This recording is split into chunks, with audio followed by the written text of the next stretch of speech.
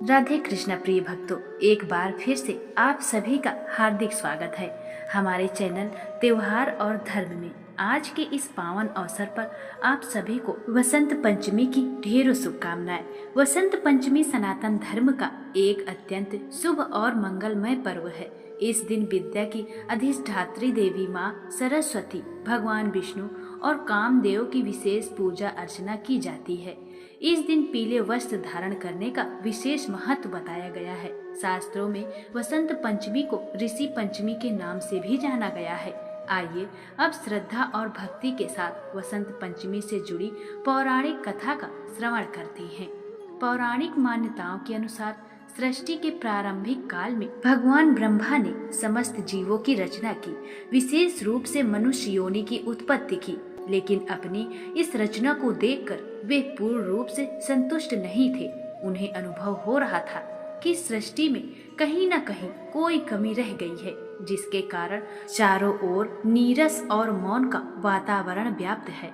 तब इस समस्या के समाधान हेतु भगवान ब्रह्मा ने अपने कमंडल से जल लेकर अपनी हथेली में धारण किया और संकल्प करते हुए उस जल का छिड़काव किया तथा भगवान विष्णु की स्तुति प्रारंभ कर दी। ब्रह्मा जी की स्तुति से प्रसन्न होकर भगवान विष्णु तत्काल उनके समक्ष प्रकट हुए और उनकी व्यथा को समझा। इसके पश्चात भगवान विष्णु ने आदिशक्ति भगवती दुर्गा का आवाहन किया। भगवान विष्णु के आवाहन करते ही माँ दुर्गा उसी क्षण वहां प्रकट हुई। तब ब्रह्मा जी और विष्णु जी ने उनसे इस संकट को दूर करने की प्रार्थना की। उनकी प्रार्थना को स्वीकार करते हुए आदिशक्ति दुर्गा के शरीर से एक अत्यंत दिव्य और श्वेत प्रकाश उत्पन्न हुआ, जो धीरे धीरे एक अलौकिक नारी स्वरूप में परिवर्तित हो गया। वह स्वरूप एक अत्यंत सुंदर चतुर्भुजी देवी का था, जिनके एक हाथ में वीणा, दूसरे हाथ में वर मुद्रा तथा शेष दोनों हाथों में पुस्तक और माला सुशोभित थी। आदिशक्ति के उस तेज से प्रकट होते ही देवी ने अपनी वीणा का मधुर नाद किया, जिससे संपूर्ण सृष्टि में चेतना का संचार हो गया। तभी जीव जंतुओं को वाणी प्राप्त हुई। जल की धाराएं कलकल करने लगी, पवन सरसराने लगा और चारों ओर शब्दों का प्रवाह फैल गया।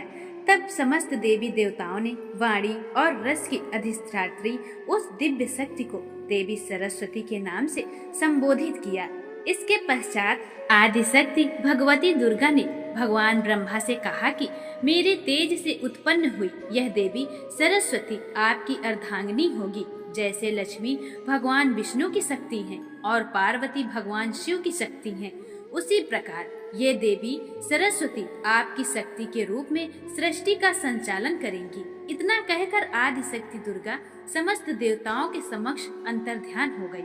इसके बाद सभी देवता सृष्टि के कार्य में प्रवृत्त हो गए। माँ सरस्वती को बागेश्वरी, भगवती शारदा, वाणी वादिनी और वाग देवी जैसे अनेक नामों से पूजा जाता है।